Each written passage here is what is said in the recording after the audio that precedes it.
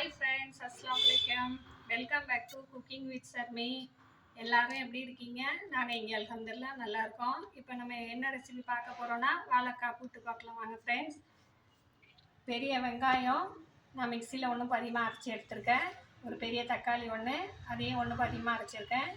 2 துண்டு தேங்காய், அதில் ஒரு 1/4 டீஸ்பூன் ஜீரகம் போட்டு நைஸாக அரைச்சி எடுத்திருக்கேன்.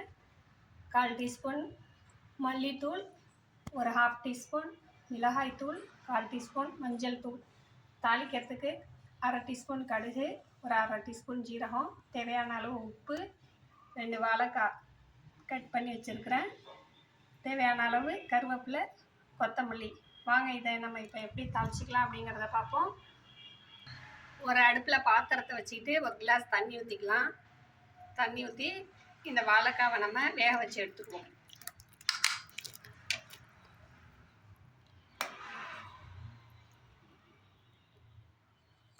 இப்போ தேவையான அளவு உப்பு போட்டுக்கலாம்.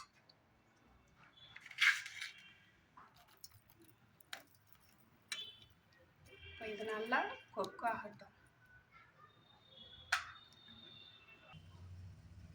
அடுப்பில் பேனை வச்சுக்கலாம். பேன் நல்லா சூடாயிடுச்சு. இந்த ரெசிபிக்கு நம்ம தேங்காய் எண்ணெய் தான் ஆட் பண்ணிக்கணும். தேங்காய் எண்ணெய் ஒரு 2 ஸ்பூன் அளவுக்கு ஊற்றிக்கலாம். எண்ணெய் நல்லா சூடாயிடுச்சு. கடுகு ஜீரகம் போட்டுக்கலாம்.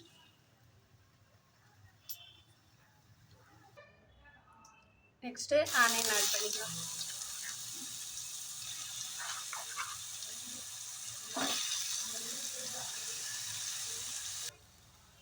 நெக்ஸ்ட்டு நம்ம கருவேப்பிலை ஆட் பண்ணிக்கலாம். வெங்காயம் இந்த ரெசிபிக்கு நீங்கள் நல்லா ஒன்று பாதியமாக மிக்சியில் அரைச்சி போட்டிங்கன்னா டேஸ்ட்டு நல்லாயிருக்கும். டொமேட்டோ பேஸ்ட் ஆட் பண்ணிக்கலாம்.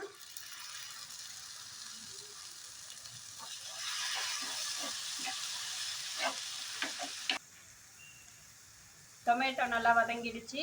இப்போ மசாலா பவுடர்ஸ் ஆட் பண்ணிக்கலாம்.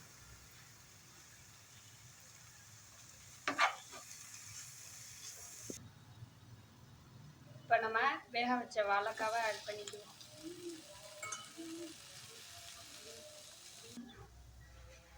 தேவையான அளவு உப்பு போட்டு நம்ம மிக்ஸ் பண்ணிக்கலாம். நெக்ஸ்ட்டு நம்ம தேங்காய் பேஸ்ட்டை ஆட் பண்ணி கொஞ்சமாக தண்ணி சேர்த்துக்கலாம்.